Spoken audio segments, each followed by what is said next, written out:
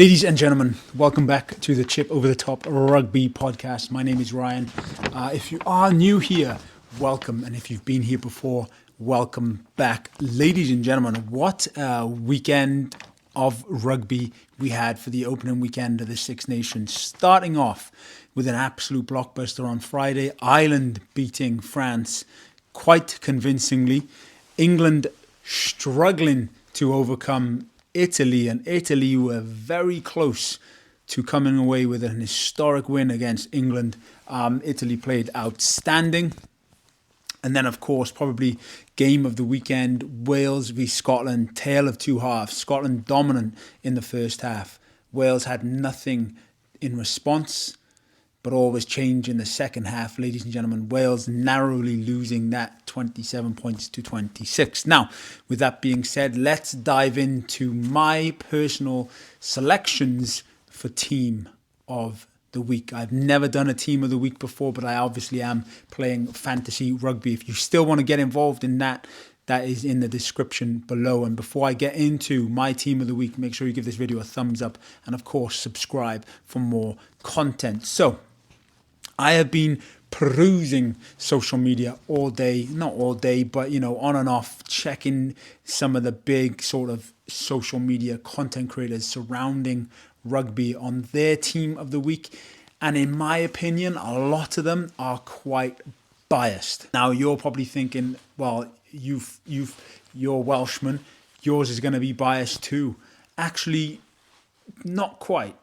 I could have been purely based on the resurgency in that second half. But it would be then unfair to other teams and other players who, in my opinion, excelled throughout the day. So, first and foremost, starting off with the front row. You may have seen it on the thumbnail, okay? I have Corey Domachowski, Dan Sheehan, and Antonio for France. Corey Domachowski, the only front row player to play a full 80 minutes this weekend. That says a lot. And he was going up against some tough competition in Xander Fagerson, who is a test like a lion prop for Scotland. And he did outstanding. And even dominated some of the scrums and just carried and found himself in the fly half as a first receiver on some occasions during that second half resurgence. So that is why he's in there. Dan Sheehan was pivotal to Ireland, obviously scored a try. The set piece was dominant. And you might be wondering, okay, why have you gone with a Frenchman then to finish off? Well, Antonio was just a beast around the park. Some of the tackles that he made was just incredible. And at set piece, he was pretty decent as well. Now, some of these rationales are just purely my own opinion. Some of them are statistically based. And then let's move on to the locks. I've gone with an all-Ireland pair here. I was honestly on the fence, and I was thinking Dav Jenkins played his heart out. I think Maro Itoje played well. Cannoni for Italy played well. But Joe McCarthy and Todd Byrne just outstanding ball carriers, physical, and they gave a complete performance from start to finish during that game. Joe McCarthy obviously picking up man of the match as well. Like I said, notable mentions for Dav Jenkins. He had 17 tackles in the Wales v Scotland game, the most tackles by any player in that game as well. So, yep, definitely worthy of a mention. And back row. This was pretty difficult for me because I think there were some players that just played their hearts out across the field. Like back row is one of those positions where there's multiple options that you could go with. I know a lot of people would go Van der Vliet and Doris and maybe Ethan Roots, for example, and a few others. And maybe Negri played well as well, But I've gone with Roots for England. I think he played absolutely outstanding. Again, man of the match performance for him on the blind side. I've gone with Tommy Raffel on the open side. I mean, you just watched that game, right? Turnover Tommy, they call him, for a reason. Outstanding. When it mattered the most, he would stop the ball, turn it over. Just played very well. And for me, and this was a hard one, right? Because there was a few others who played exceptionally well in this position, Caelan Doris being one. But I just had to go with Aaron Wainwright. Man of the match performance, just outstanding. And this is where I'm trying to get at. Like, other social media content creators are doing it purely based on the biases of where they're from. And you could argue that I have done the same, but I think I haven't. I have good rationale behind it. Corey Domachowski, full 80 minutes, played very, very well. That was his first Six Nations start. And then obviously Aaron Wainwright and Tommy Raphael. I don't think many people would argue the fact that, you know, if you put on a man of the match performance, you're rightly deserving to be mentioned in a team of the week. And it was very close. Tommy Raphael could have been man of the match. Aaron Wainwright just had some massive carries when Wales needed it most. And Raphael had some massive turnovers when Wales needed it most. So Roots, Raphael and Wainwright make up my back row. For the half-back pairing, I've gone with Jameson Gibson-Park. For Ireland, he just played outstanding, gave very quick ball for Ireland, was on the front foot, allowed Ireland to be on the front foot. Obviously scored a try as well. Just played very well throughout that entire game. Notable mentions for me, Thomas Williams and Garbisi for Italy. Just played exceptionally well when they came. Garbisi from the start obviously scored the first try for Italy, which I thought then Italy were going to be on for a rout, but obviously not. And then when Thomas Williams came on, steadied the ship for Wales, turned it around completely, 360, 180, just outstanding.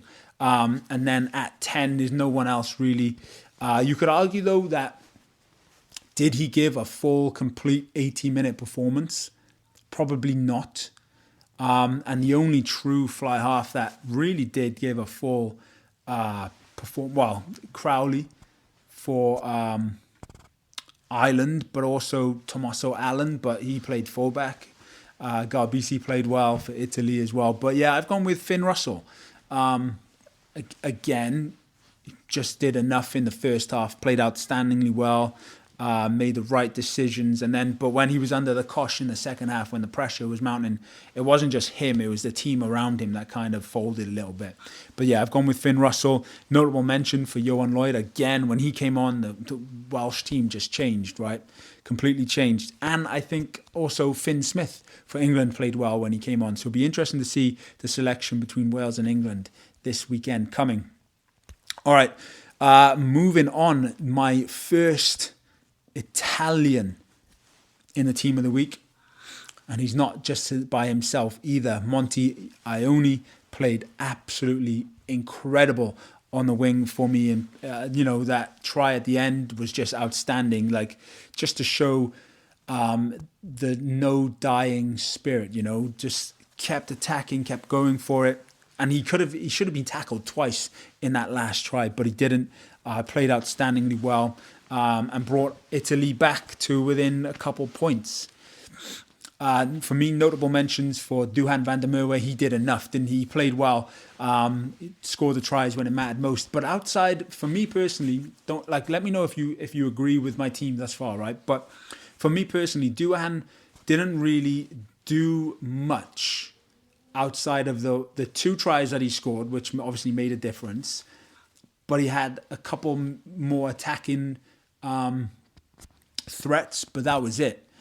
There wasn't much of him then throughout the game. So, when you compare him to Ioane and Rio Dyer, for example, and my other winger, Tommy Freeman, they went hunting for the ball. Duhan didn't do that much and was almost non-existent in the second half, besides the first try after 5 minutes in that second half. So, Ioane gets it for me. And then I've gone all Italian centres. And again, this is not me being biased, right? I don't think Tompkins had a best game. Owen Watkins didn't have a best game.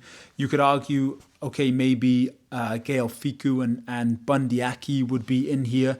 But they didn't do anything more than what's expected them. I was thinking about Tua Palatu too, but he got a yellow card after 60 minutes and just, in the second half just wasn't always there. But for me, Monticello and Brex just were constant throughout the Italy v England game, and they played outstanding. Set up a couple tries, scored one. You know what I mean? So I've gone with all Italy partnership there. Again, you could argue Hugh Jones played well. A couple of people had Robbie Henshaw in their squad, but I didn't see it personally. But hey, that's just me. Again, this is my unbiased opinion. Yes, I know I'm Welsh, but if I was Welsh, this would be full of Welsh players, but it's not. Monticello, Brex, 12, 13. So Ioane, Monticello, Brex, 11, 12, 13. And at 14, already mentioned him, Freeman for England played incredibly well for his first game, first start for England.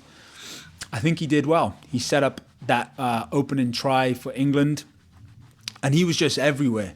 He played really, really well, I thought. So, and then to round it off, the team of the week for me, I've gone with Tommaso Allen. I know what you're thinking. What about Hugo Keenan? What about Kyle Rowe? But again, there wasn't like a full...